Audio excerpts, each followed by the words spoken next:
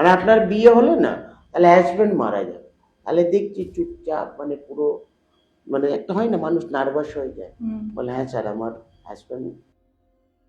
মাঙ্গলিক কনসেপ্টটা কি? রাহু শুক্র এক ঘরে বসলে ক্যারেক্টার লুজ, সে অন্য নোংরা পথে যাবে।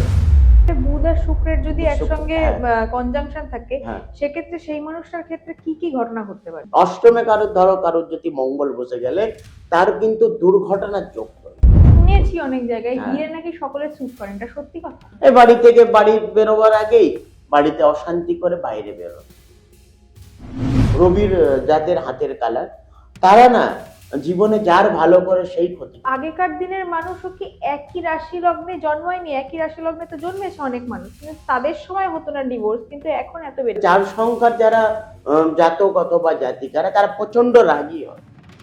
নীলা বা এমিথিস্ট এগুলো কি যে কেউ ধারণ করতে পারে? মানুষের এইখানে যে ভাগটা হয়, এই জায়গাটাকে আমরা সন্তান। শুক্র থেকে বাড়ি, গাড়ি, নারী, সন্তান, ভালোবাসা, এটি শুক্র। চার্টের মধ্যে কি দেখলে বোঝা যাবে যে সে ক্রিমিনাল হতে? আমি যে প্রেডিকশন দিই সেটা কিন্তু পুরোটা লগ্নর উপর। চার্ট দেখে বলা যায় যে কোনো মানুষের হায়ার স্টাডিজ এর যোগ আছে কিনা? যেটা তোমার পাওয়া সেটা আমি তোমাকে একদম তোমার বাড়ি অবধি পৌঁছে দেবো। আর যেটা তোমার পাওনা নেই, সেটা তুমি লাখ টাকা দিয়ে আমাকে বলবে এই কাজটা করে দাও, সেটা আমি করবো।